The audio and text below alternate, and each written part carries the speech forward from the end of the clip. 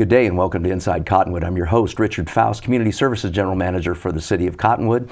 And we're going to be talking a little bit about what's going on with our youth programs and our Youth Services Center and things of that nature. Is that we have Kayla Mack here with us today. Kayla is our youth coordinator. She's basically a recreation coordinator two, and our youth services coordinator. We also have Jack Teal here. And Jack, welcome, as well as Kayla. Thank you both for being here. Jack has been here so many times, I suppose you probably can't count now. And but you're in a different chair than normal. I'm in a different chair this time. Yeah, Jack's our recreation services supervisor. He works both at the Cottonwood Recreation Center, and all outdoor programming falls underneath Jack. So thank you guys for both being here today, and it's my pleasure to have you on board. So as we get into our first segment of our youth programs here in Cottonwood with the Cottonwood Parks and Recreation Department, I want to kind of get a little bit of background of Kayla. Kayla, how long have you been here now?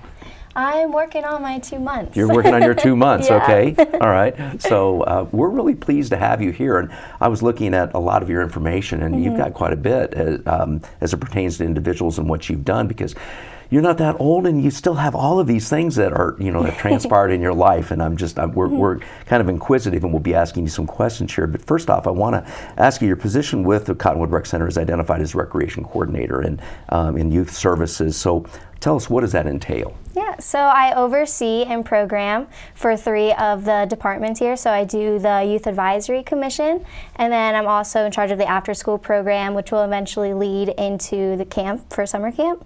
And then third would be the child care in the Recreation Center. Okay, so you do quite a bit in that context as well. So now when we talk about your position description and the Youth Advisory Commission, summer youth programs, camp activities, teen activities programs, that's an awful lot to take on. So you're bouncing from one place to the other, right? So tell us about, you work in the Recreation Center, but you also work at the Youth Services Center. Yes. So, and is that kind of difficult to kind of spend your time at different places throughout the day? Yeah, it is a little bit difficult at first, but I was able to find a schedule to help work. It's nice because childcare, I can be there in the morning, so I always try to check in for at least a half hour or so, or an hour, to kind of meet the kids and meet the parents. And then the rest of the day, I'm there until 2:30, until the youth center opens. So then I'll drive down there and be there from 2:30 to 6. Awesome. Yep. So that's great programming. So now, what exactly, tell us about the Cottonwood Youth Advisory Commission, and what is it that they do, and what do you do? Okay, yeah. So the Advisory Commission is a group of dynamic leaders from grades 8 through 12, and they really all have a common goal and a common kind of like mission. So they really help out with the city council, kind of give their input of what they'd like to see change, and kind of help volunteer in the community. You can definitely see us this Saturday walking on Main, see us in action at the bake sale.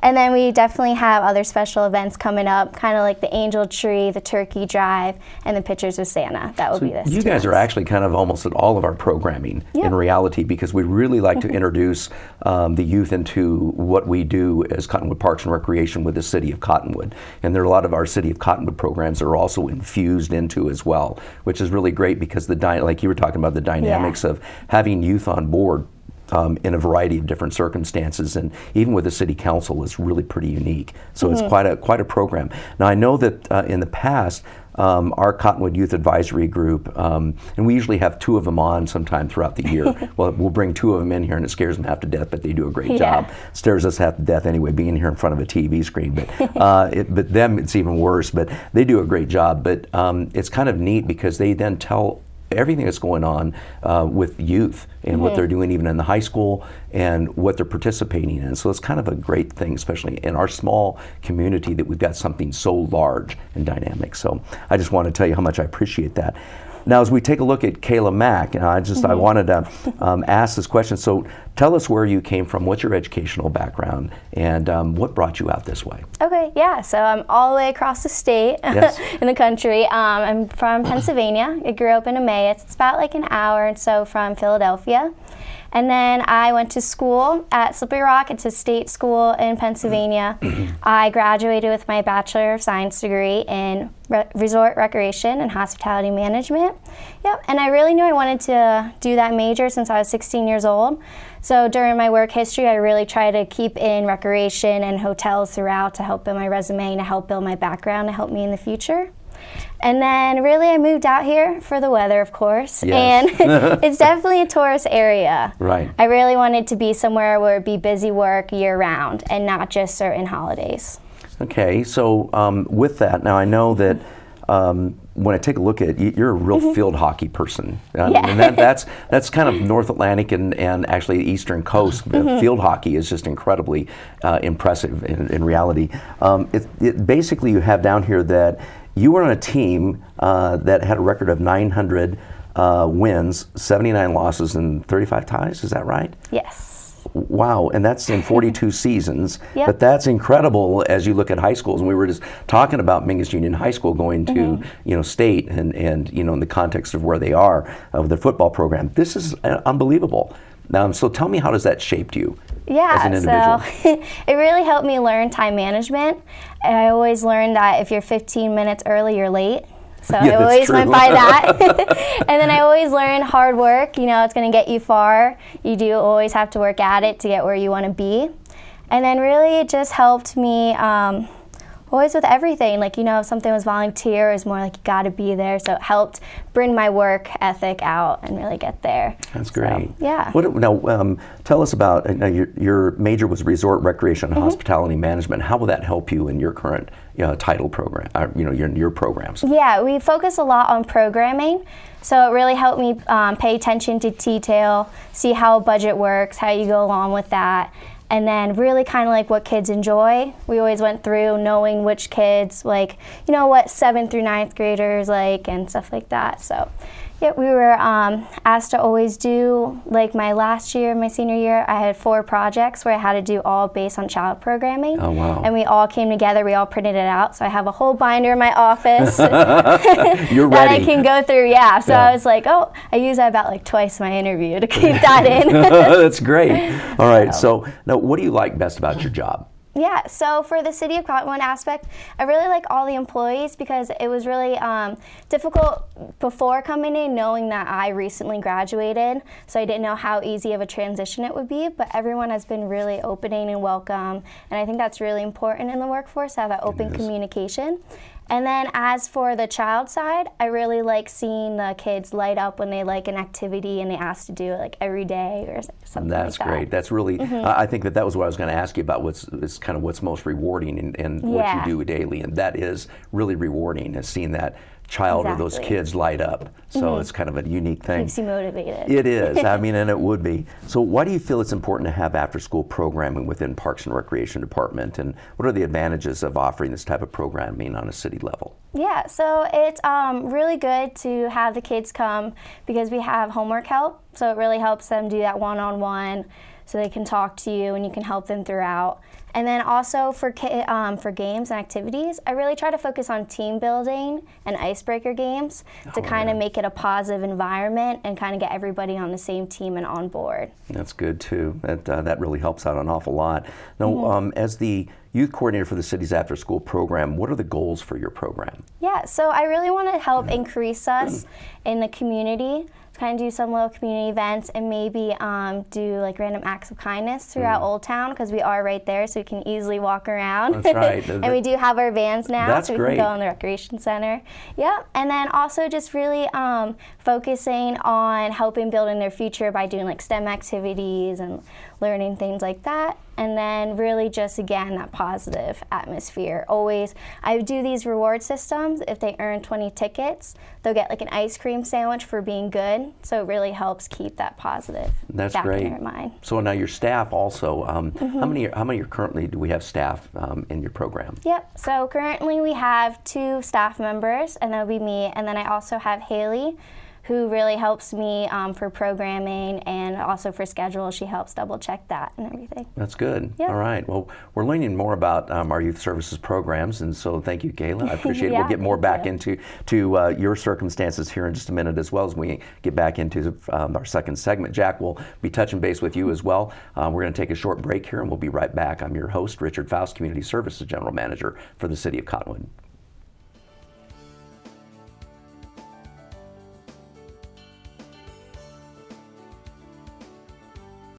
There are people who struggle with addiction and homelessness.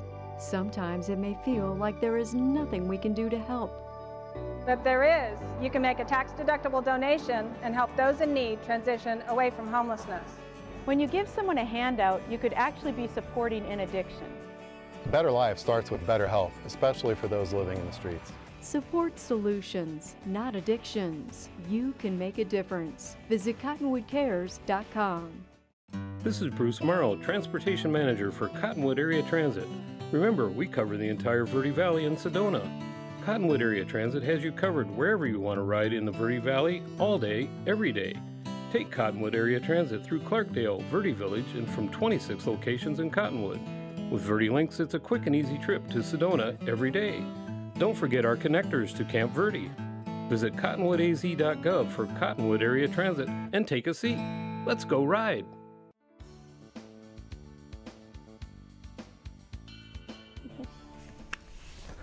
Welcome back to our second segment of Inside Cottonwood. I'm your host, Richard Faust, Community Services General Manager, and with me are Kayla Mack, our Youth Coordinator, as well as Jack Teal, Recreation Services Supervisor for the City of Cottonwood and our Parks and Recreation Department. So again, thank you both for being here. We're going to talk a little bit, Jack, as to what's currently going on within the facility and what, if anything, is new on the horizon for the Youth Services Center and the programs there. Yeah, so like Kayla said, she does a lot down there as far as programming wise goes. So we're constantly looking at ways to help and do things, whether that's changing kind of the flow of the facility down there, or just recently we added carpet to the stage to kind of help with acoustics.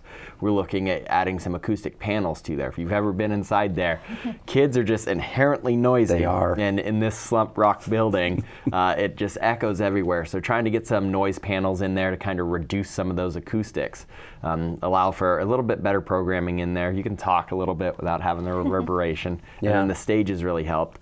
Constantly updating things, switching out all the lights to LEDs to reduce those energy costs. New thermostats throughout the building to help control those heating and cooling costs, things like that. And then recently we put a fire alarm system in there. So now we're a monitored facility. We're able to see those different things. Cool. So taking it from the building it was in 2015, trying to make those safety improvements, understanding our clientele down there, you know. That's true. So trying to make sure we're really doing our part, adding different things, whether it's a new Wii or the Dance Dance Revolution we put down there, things like that. We're always looking at ways to engage people, healthy activities, while also keeping a good, safe building. That's really a great program atmosphere as well. And I know that even last year and the year before, I know we added a brand new HVAC system for heating and cooling. So it was brand new. I mean, the building, though being old, is being retrofitted with new things all the time. So it's great. And thank you guys for administrating and managing that center down there, because it really shows, and it's kind of a unique place, and it's kind of fun. And it does have a good history with youth, so that's a good thing too. So now, as we take a look at that, Jack, what originally motivated the city, I guess, as we move this direction with creation of an after-school program? Why would the city take on something like that as an after-school program? Yeah, so when the Recreation Center was built in 2010, the idea of it was to be a multifunctional use facility. So we built rooms, we got our talk room, we have the party rooms and places where we can do these types of programs. But what we saw is when you have successful programs, those programs continue to grow. So in 2015, we had a rare opportunity when the Boys and Girls Club kind of was letting go of that lease on their building. We saw it as a great opportunity to move back into that building and to expand our programming. Our numbers at the Recreation Center, specifically in the summer, were getting way larger than what we could realistically hold. We were having to move kids throughout different areas in the building, whether we were taking over the event hall for the day or taking over the child care room or taking over the party rooms. We just outgrew the space. So in 2015, when the Boys and Girls Club kind of vacated that, we thought it was a great opportunity to move back into that building. The city already owned it, so we took it over. Went down to a lot of those updates you were talking about, new rail systems, fixed the stairs, new entry doors, kind of branded it with the Cottonwood Youth Center. That's right. Took that building over, and it's really allowed us to expand our program. Since then, we've been able to add 2 transit buses because the program continues to grow. We used to have to rent buses anytime we wanted to go on field trips. Now with the use of those vans, we'll be able to do that in-house. Keep some of those costs a little bit lower, travel and help extend our programs, not just to there, but now we can travel to the recreation center, now we can travel to Dead Horse, now we can travel to the library, and all those different areas to create those activities for those kids. Yeah, that's a great opportunity, especially with those brand new vans, because they're 10 passenger vans. Yeah. And when we're not using them for the youth program, we're using them inside the city to transport and move individuals, as well as we use them also in our programs for Thunder Valley Rally or anything else we do too. So, so they're great to have on board, but so they serve a multiple purpose, and that's great. So do you know what is the approximate square footage size of the youth center? So it's a little over 1,600 square feet. It has a basement that we use for a lot of our storage, a lot of our maintenance, things like that, and then the upstairs is broken down into, you've got the office area where Kayla spends a lot of her times. Of course, you got some restrooms up there, and then we have the great room right there with the stage where we can do all those activities, those games. That's where Dance Dance Revolution is, the ping pong table, shuffleboard. And then as you move into the art room, you've got a big expansive art room there with all the craft supplies, big tables where they sit there, they do all their turkeys, their handprint turkeys, and all those different activities. This time of year, that's it. You know, that's what we do. It features a full-service kitchen, 3-bay sink. You've got your stove, you've got your oven for all those different things that we do, providing the snack there. Maybe one day doing a culinary cooking class there for those kids. And then the back room where they keep their shelf of Legos and all their board games and everything else. So it's a rather large facility, used constantly all the time down there. So no, we with that square footage and stuff, and I know we've got a massive area outside in order to expand into. But now, what is kind of the maximum for capacity for kids at the facility? If you go down and you look, we've had upwards of 40, 46 kids in there. Yeah. Now, if you're talking about sound capacity, maybe 3 of them. The building can handle a large capacity. I'm not sure of the exact numbers, but so we just try to keep a 1-to-7 ratio per instructor to the kids. The building itself is broken down into multiple rooms, but when you're looking at it as a whole, I would think that capacity is somewhere nearing the 100 area. Okay, so we have room to grow. So, absolutely. And especially within the environment that we have for youth and especially after school programming and such. Now, are there any possibilities for the future grounds, and what are we looking at for, you know, something for the future around the facility? Either one of you have a comment on that? Yeah, absolutely. One of its best features is where it's located. We are right in the middle of Old Town Cottonwood, the historic part of the city, the bloodline of the city of Cottonwood, right? And the Old Town Activity Park is right there. Yes. I would love to see that park have some really great improvements, build an auditorium there, fill it with trees, do some landscaping and things out there. Where we can do those programs. We can maybe get, who knows, a grass hockey or field hockey or any of those things there, you know? So I think it's right next to a vital resource in that Old Town Activity Park. And right there in Old Town. All right, well, that's good possibilities all the way around. So it's one of the things we always talk about is room for expansion or possible needs for the future, and we're definitely looking in that direction. So are there possibilities for people to donate to our programs, site construction possibilities, or toys or crafts, supplies, etc., for cash donations, either one of you? Yeah, I think when Kayla got on, one of the first things she mentioned to us was doing a craft drive. So whether putting out boxes outside of the recreation center or in the foyer of the recreation center, if you have crafts or things like that, we're always looking for crayons, pencils, paints, things like that. Drop them off in the box. We'll put those to use certainly at all of our programs, whether we're making pictures or doing Halloween decorations or Christmas decorations or, like I was saying earlier, the handprint turkeys. All those different things require those resources to use. So we're certainly always willing to take those. We've got kids who are always missing swimsuits when we go swimming. So gladly take donations of swimsuits. And if you wanted to give us cash, we can do that too. There's some financing things that we'd have to do on that side, but donations are always accepted. And welcome. Yeah, and it's the same thing for larger things such as computer systems or anything else. We're already always willing to accept anything of that nature. So if people have anything to give, that would be the possible cause. So it would be great. Now, what are we looking at is we get lots of questions on programming, but do you actually bring kids up to the recreation center?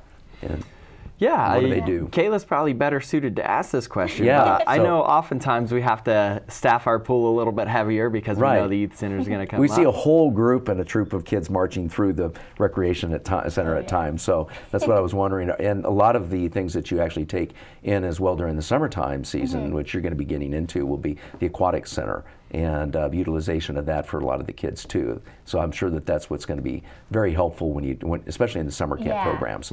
Definitely summer we'll be using it a lot more. And I know for our special programs, kind of like fall break, we utilize the recreation center, and then for December break coming up we will.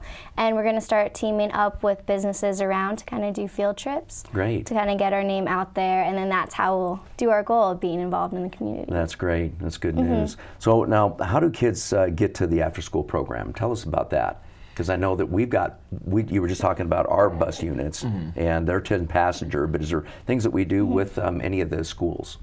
Yeah, we work really closely with the Cottonwood Oak Creek School District and their leadership teams at each one of the schools. One of the best things about this program is as time has evolved, we've been able to work their bus routes into dropping off at or near our facility. So when it was at the recreation center, they would always drop off at the recreation center. Right. And as time progressed and we took over that building, we've been able to work with those school leadership teams and their transit teams to work into their bus schedule routes to get them down there. So whether you're coming from Mountain View Prep or Cottonwood Community School or Dr. Daniel Bright, each one of those schools has a bus route that drives you near the Cottonwood Youth Center to where one of our staff is always there to pick those kids up and walk them back. We've worked with Clarkdale Jerome to try and build in a bus route. I'm not sure where we are on that. Yep, we have them. We're still, okay. So yeah, we're starting to get them. And then we work with Desert Star Community also to do that. But the ones who can't, we do work our bus routes with the vans to try and create policies and procedures to extend that to those people who maybe can't get there through the school's bus system. That's great. Yeah, that's definitely a next step to get those that we don't have to use those vans to go pick them up. So that is the next step we're moving into. So we have Desert Star, DDB, and then we have Clarkdale coming directly to the parking lot, and then MVP parks right out by the tavern. So that's when we have our one employee meet them. That's great. Good information. All right, we're going to take another break here, and we'll welcome you back on definitely for our third segment here. Thank you, Jack, and thank you, Kayla, for all the information. I'm your host today, Richard Faust, Community Services General Manager for the City of Cottonwood. Come right back. We'll be here.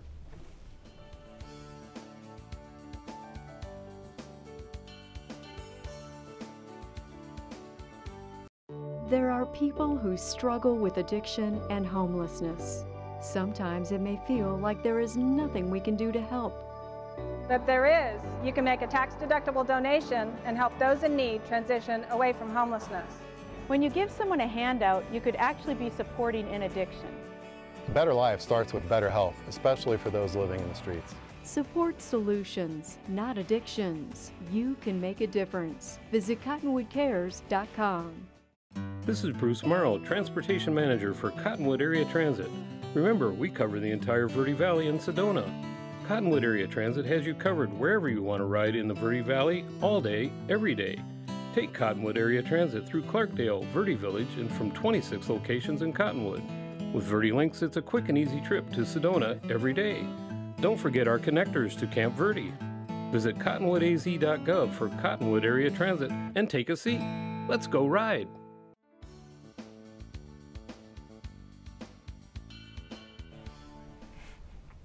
Welcome back to Inside Cottonwood. I'm your host, Richard Faust, Community Services, General Manager for the City of Cottonwood. And with us today are Jack Teal and Kayla Mack, and so thank you both again for being here. We're going to start this off really quickly. How many kids attend the after-school program currently? Yeah, currently we have an average of 10 to 15, and then when we have those special programs, we have an average from like 25 to 26. So 20. Yeah, so right around there. So we're kind of hopping no matter what it seems like, but we can accept quite a few more. So what are the operating times for the after-school program? Tell us about that. Okay, so we are open from 2:30 to 6, and then every day from Monday through Friday. And then Wednesdays and Fridays, we are open at 12:30 to 6, just so we can accommodate the early release. Oh, okay. And what are the ages of the kids that attend your program at this point in time? So we accept anybody from kindergarten through 8th grade. Okay, kindergarten through 8th grade. So that's quite a dynamic there. So, Yeah. and then is there a child-staff ratio? And if there is, are those standard requirements then?